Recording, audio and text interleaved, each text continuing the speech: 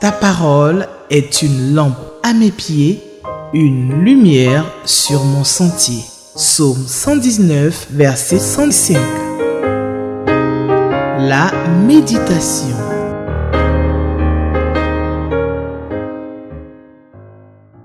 Chers téléspectateurs et vous tous qui nous suivez sur les différents médias sociaux, bonjour.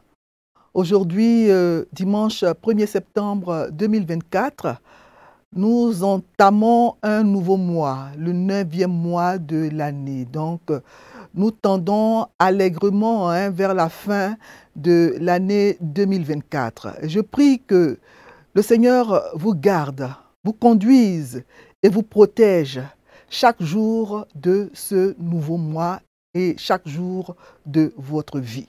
Voilà. Alors, pour le dimanche 1er septembre 2024, le lecteur de la Bible nous propose comme texte de méditation le texte qui se trouve dans le livre de Josué, Josué chapitre 18, versets 1 à 10. Josué 18, 1 à 10. Et nous allons prier avant de lire le texte du jour. Seigneur, je me réjouis en suivant tes préceptes, comme si je possédais tous les trésors. Je médite tes ordonnances, j'ai tes sentiers sous les yeux, je fais mes délices de tes statuts, je n'oublie point ta parole. Seigneur, au moment où nous allons méditer ta parole, nous prions, Seigneur, que chacun de nous puisse faire ses délices de tes statuts et que cette parole puisse faire du bien à tous ceux qui l'écoutent vraiment à travers cette émission, la méditation sur Espérance TV. Merci Seigneur. Amen. Alors, comme je l'ai dit, le texte que nous propose le lecteur de la Bible pour le dimanche 1er septembre 2024 se trouve dans le livre de Josué. Ce texte, c'est Josué 18, les versets 1 à 10. Josué 18, 1 à 10. Et je vais donc lire le texte dans la version Louis II. Toute l'assemblée des enfants d'Israël se réunit à Silo et ils y placèrent la tente d'assignation. Le pays était soumis devant eux. Il restait 7 tribus des enfants d'Israël qui n'avaient pas encore reçu leur héritage. Josué dit aux enfants d'Israël: « Jusqu'à quand négligerez-vous de prendre possession du pays que l'Éternel, le Dieu de vos pères, vous a donné ? Choisissez 3 hommes par tribu et je les ferai partir. Ils se lèveront, parcourront le pays, traceront un plan en vue du partage et reviendront auprès de moi. » Verset 5. Ils le diviseront en 7 parts. Juda restera dans ses limites au midi et la maison de Joseph restera dans ses limites au nord.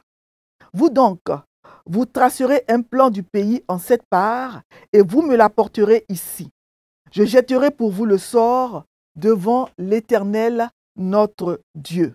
Verset 7.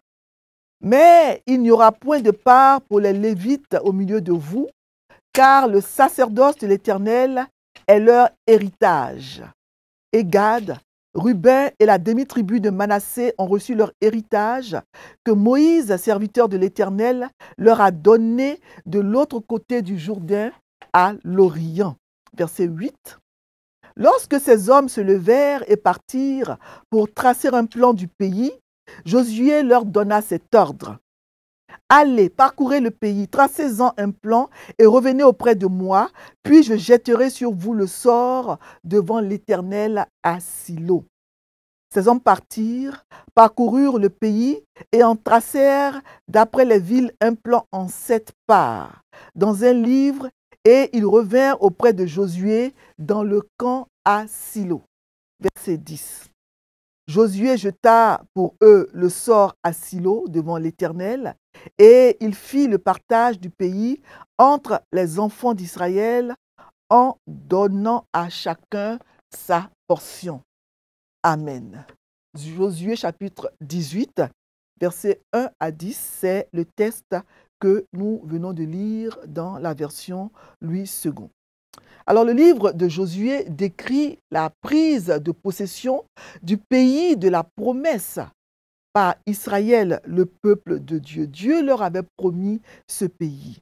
Et le chapitre 18 fait partie, en fait, de la troisième partie du livre qui part du chapitre 13 jusqu'au chapitre 24. Et il représente donc la répartition du territoire entre les tribus et la possession effective du pays. Le texte que nous venons de lire, Josué 18, 1 à 10, parle donc de l'héritage des 7 dernières tribus d'Israël en Canaan. Plusieurs tribus ont déjà reçu leur héritage.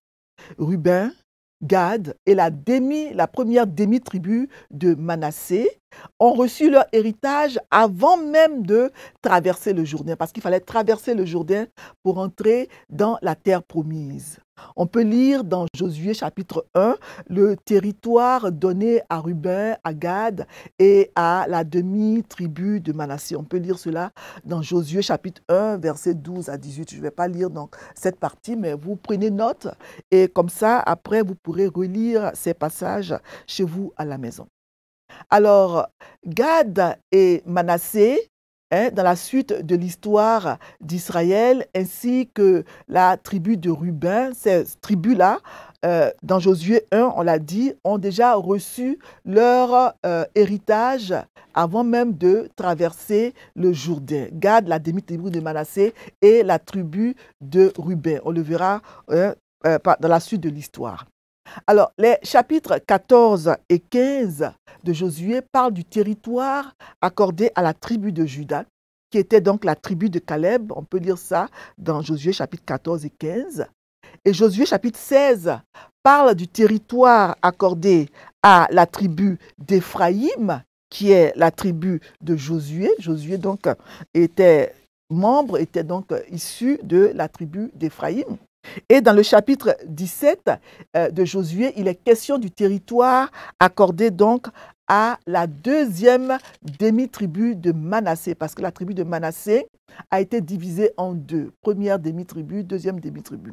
Donc, il y a 12 tribus au total des enfants d'Israël. Le peuple d'Israël compte 12 tribus au total, mais sans compter la tribu de Lévi, puisque Joseph constitue 2 tribus par ses 2 fils, Éphraïm et Manassé. Voilà, donc on ne compte pas la tribu de Lévi. Quand on parle des 12 tribus d'Israël, il faut se souvenir que Joseph, qui était un des fils de Jacob Israël, a eu 12 parts par ses 2 fils, Éphraïm et Manassé.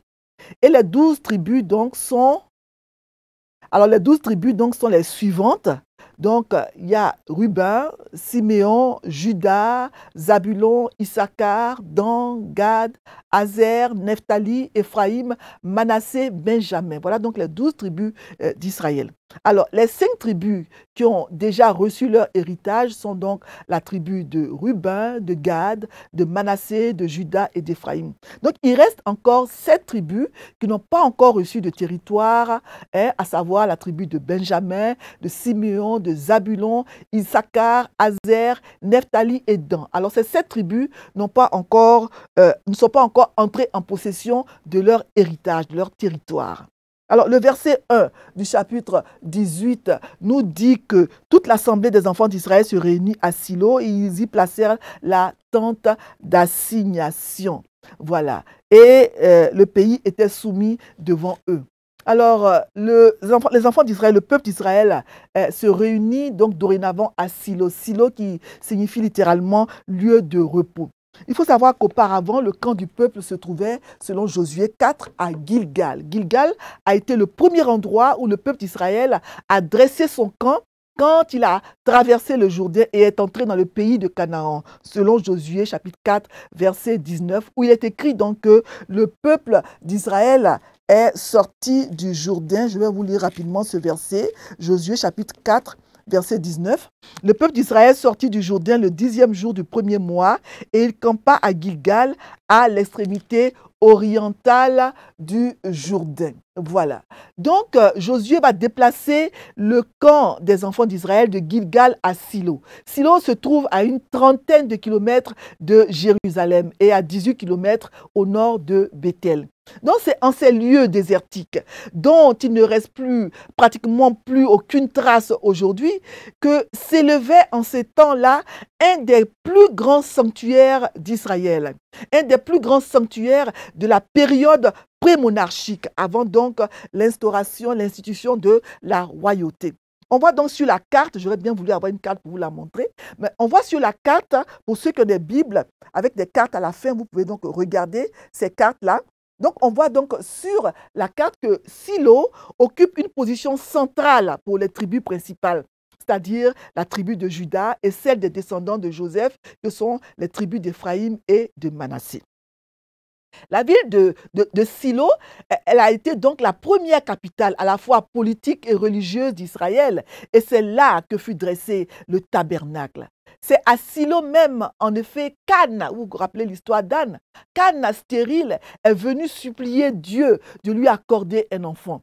Et en échange de cette grâce, elle consacrerait donc celui-ci à son service. Élie était alors le grand prêtre du sanctuaire de Silo et Samuel, qui lui succédera plus tard, était alors à son service à Silo. Et c'est seulement à la mort d'Élie que l'arche de l'Alliance va être prise par les Philistins et être ainsi déportée de Silo. En effet, l'arche de l'Alliance va rester à Silo jusqu'au temps de Samuel qui a remplacé le prophète Élie. Et dans 1 Samuel 4, les versets 1 à 11, on lit que l'arche de l'Alliance est prise par les Philistins à Silo et le tabernacle construit par Moïse au désert est ensuite transféré avec l'arche de l'Alliance à Gabaon. On peut lire cela dans 1 Chronique, chapitre 21, verset 29.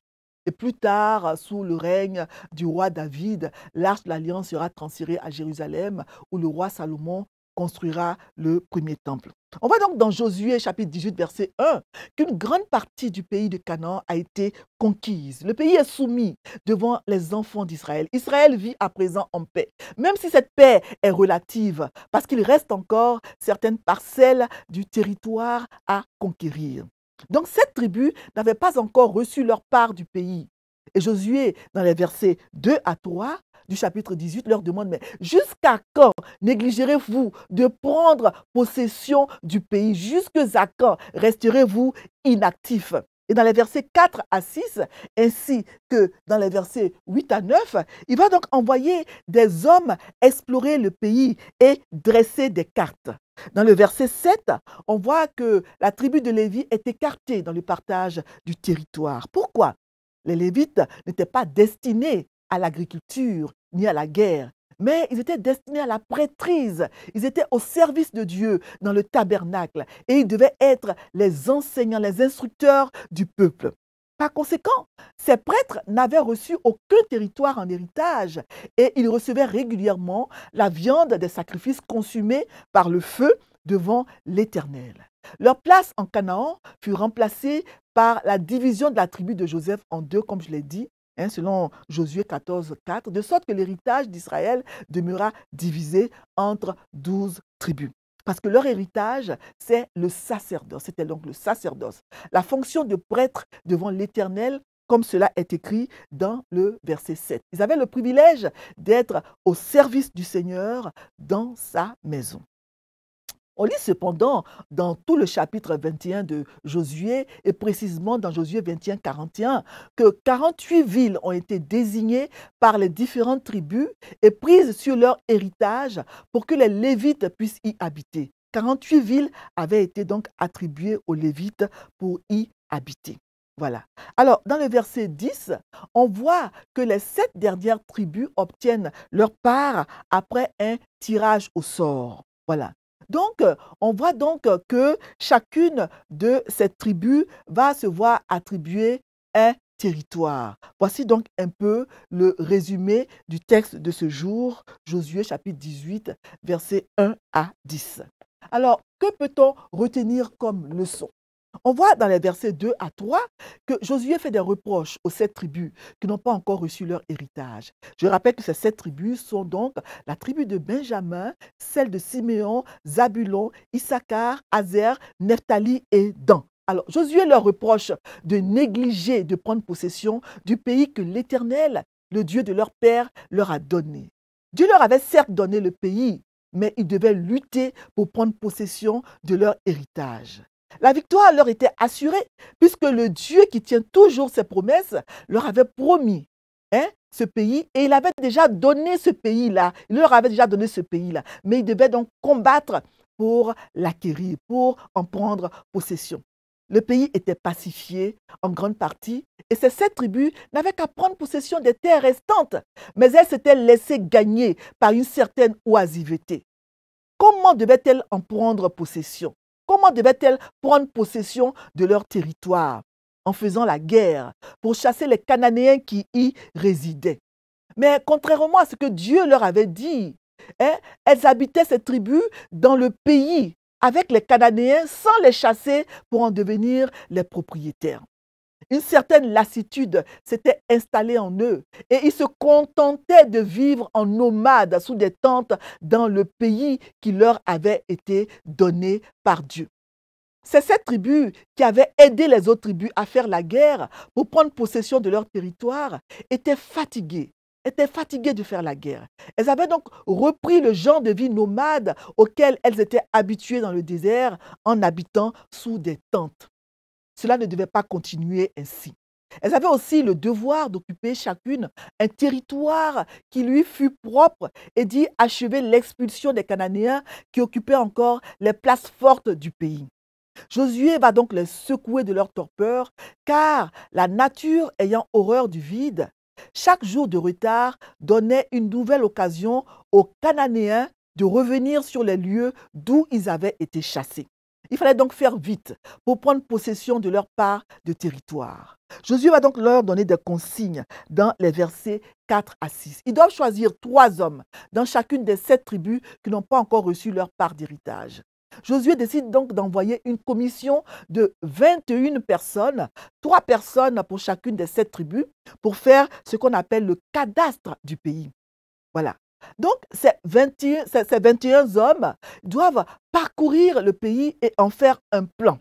Leur mission consistait d'abord à examiner avec soin le pays, à le décrire, à dresser l'inventaire de ces villes et de ces villages, puis à partager ces territoires en 7 portions.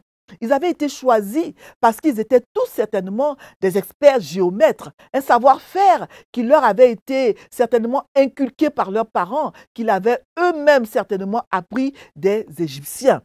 Il a dû falloir un certain temps pour dresser un plan précis du territoire en 7 lots bien cadastrés qui seront tirés au sort et donnés par Josué aux 7 tribus n'ayant encore rien reçu. Il est écrit au verset 10 que Josué jeta pour les 7 tribus le sort à Silo devant l'Éternel et il a fait le partage entre les tribus en utilisant le moyen du tirage au sort. Il faut noter ici que le tirage au sort était une pratique qui était utilisée dans le passé, avant l'effusion du Saint-Esprit. Les disciples ont aussi utilisé cette pratique quand ils ont eu besoin de trouver un disciple pour remplacer Judas, selon Acte 1, les versets 15 à 26.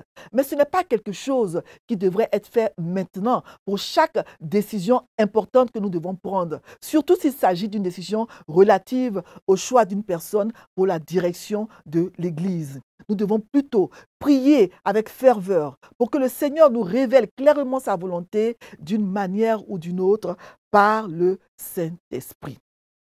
Alors, nous allons donc répondre aux questions du jour du lecteur. Donc, pour le 1er septembre 2024, Josué 18, 1 à 10, 3 questions nous sont proposées par le lecteur. La question 1, la question 3 et la question 7. Et le thème, c'est « Ce n'est pas fini ». Question 1. De quoi ou de qui parlent ces versets? Alors, j'ai répondu un peu à cette question dans mon commentaire, mais il faut retenir que la question 1 du lecteur, c'est la question d'observation.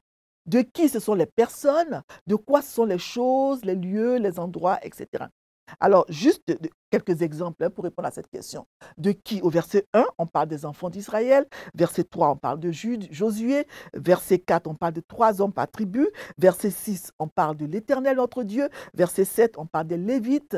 Hein? On parle aussi de Moïse, serviteur de l'Éternel. Alors, de quoi? De quoi? On peut dire au verset 1 qu'on parle de l'assemblée des enfants d'Israël, de la tente d'assignation. Hein? On parle aussi du pays. Au verset 5, on parle de Juda, de la maison de Joseph. On parle du Midi, le Midi qui est le sud. Et on parle aussi du nord. Verset 6, on parle du plan du pays. On parle de 7 parts. On parle au verset 7 du sacerdoce de l'Éternel. En fait, cette question 1 permet d'observer le texte. Elle permet de chercher à en comprendre le sens littéraire, répertorier donc les mots difficiles et recourir à un dictionnaire pour les expliquer éventuellement. Par exemple, quand on parle du mot sacerdoce, qu'est-ce que ça signifie? Le sacerdoce, c'est la fonction d'un serviteur de Dieu. Ça, c'est le sens biblique. Mais au sens figuré, c'est une fonction qui présente un caractère quasi religieux en raison du dévouement qu'elle exige. On peut dire, par exemple, que la médecine, c'est un sacerdoce parce que cette fonction exige un grand dévouement. Voilà. Alors, la question 3, est-ce qu'il y a un exemple à suivre ou à ne pas suivre? Dans ce passage, nous avons l'exemple de Josué qui est à suivre. Il va, pour ainsi dire, booster les 7 tribus restantes. Jusqu'à quand négligerez-vous de prendre possession du pays que l'Éternel, le Dieu de vos pères, vous a donné? Il va les encourager à sortir de leur torpeur. Nous devons être, nous aussi, des motivateurs. Quand nous voyons autour de nous des frères ou des sœurs qui manifestent une certaine lassitude ou qui ralentissent dans la marche chrétienne, soit par paresse ou par fatigue, ou à cause des difficultés ou des épreuves de la vie, ou que sais-je encore, nous devons leur parler. Nous devons les réveiller, nous devons les encourager et même leur faire des reproches si nécessaire. Et l'exemple de planification dans les versets 4 à 6 est à suivre. Le partage du territoire restant entre les 7 tribus ne se fait pas au hasard. Des personnes sont choisies pour leurs compétences et non parce que ce sont des amis ou des parents. Ces personnes doivent examiner avec soin le pays, doivent le décrire, dresser l'inventaire de ces villes et de ces villages, faire un plan afin de bien faire la répartition du pays entre les 7 tribus.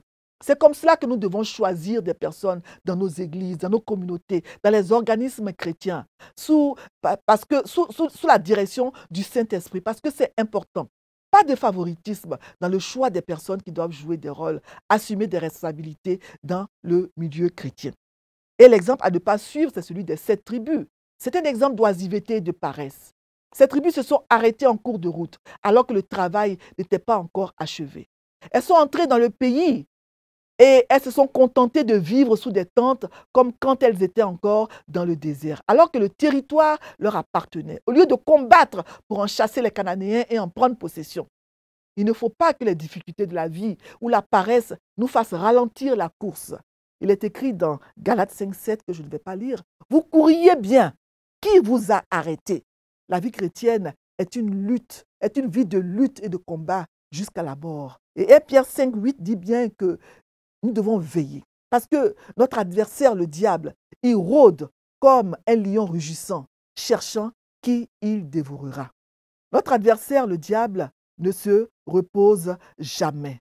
Nous devons, nous aussi, nous devons donc nous aussi persévérer jusqu'à la fin. Nous ne devons jamais nous arrêter. On voit au verset 10 que c'est Dieu qui décide du partage du pays. Le territoire n'est pas partagé par complaisance, mais on laisse Dieu décider. Josué ne partage pas le pays selon ses préférences. Il n'accorde pas, par exemple, les meilleures parties à ses amis ou à certaines personnes, etc., des personnes qu'il aime bien. Il aurait pu le faire, puisque c'était lui le chef, le leader. Mais le partage du pays se fait de façon impartiale. C'est Dieu qui décide. Ici, c'est le tirage au sort qui est utilisé, mais de nos jours, nous devons demander à Dieu de nous révéler sa volonté par d'autres moyens. Mais ce qu'il faut retenir, c'est qu'il faut demander la volonté de Dieu. Il faut lui demander de nous révéler sa volonté avant de prendre des décisions importantes. Ne choisissons pas les gens ou les rôles à attribuer dans l'Église selon nos préférences ou par amitié. Laissons Dieu nous guider dans nos choix. Et la question 7 est est la suivante. Quelle vérité Dieu me révèle dans ce passage? La vérité qu'il faut retenir, c'est que nous devons combattre pour entrer en possession de notre plein héritage. Dieu nous accorde le salut. La Bible est remplie des promesses de notre Dieu pour notre marche chrétienne. Mais il nous faut combattre par la prière, dans la prière, pour que ces promesses se réalisent dans nos vies. Parce que la vie chrétienne n'est pas un long fleuve tranquille. Nous avons un adversaire, le diable, qui rôde sans cesse pour nous empêcher d'entrer en possession de notre plein héritage. Les promesses de notre Dieu pour l'épanouissement de notre vie sur cette terre. Donc, nous devons combattre, lutter. Voilà. Et les 7 tribus, elles connaissaient les limites de leur héritage, mais elles n'en ont pas pris effectivement possession. Parce que cette étape-là, vraiment, elles n'ont pas réussi à la franchir. Il en est de même pour nous chrétiens. Vraiment, il faut que nous puissions vraiment entrer en possession de notre héritage. Et c'est par la puissance de Dieu en nous, selon Éphésiens 3:20, que nous pouvons vraiment entrer en possession de notre héritage par la foi. Voilà, c'est très très important. C'est un combat dans la prière, combat de la foi. Et à ce combat-là, la prière, il faut ajouter la vertu. Parce qu'il faut vraiment avoir un courage moral. Il faut persévérer. Il ne faut pas baisser les bras, comme le dit 2 Pierre, chapitre 1, verset 5. Donc, nous ne devons pas être paresseux. Ne soyons pas paresseux, comme les 7 tribus. Voilà. Nous ne devons pas être paresseux comme les membres des 7 tribus dont le texte d'aujourd'hui nous parle. Nous devons être vigilants. Nous devons combattre dans la prière pour entrer en possession de notre plein héritage. Que le Seigneur nous y aide. Nous ne devons pas être des chrétiens paresseux, mais des chrétiens qui combattent chaque jour de leur vie. C'est une lutte de chaque jour jusqu'à la fin de nos jours. Nous allons maintenant prier et demander au Seigneur de nous y aider. Seigneur, merci pour ce texte que nous venons de lire, Josué 18, 1 à 10. Les 7 tribus restantes qui n'avaient pas encore pris possession de leur héritage, dans le texte que nous venons de lire, sont un exemple à ne pas suivre. Aide-nous, Seigneur, nous chrétiens d'aujourd'hui, à ne pas être des gens paresseux. Aide-nous à être toujours en état d'alerte, des chrétiens dynamiques, des chrétiens qui ne baissent jamais les bras, qui ne se découragent jamais.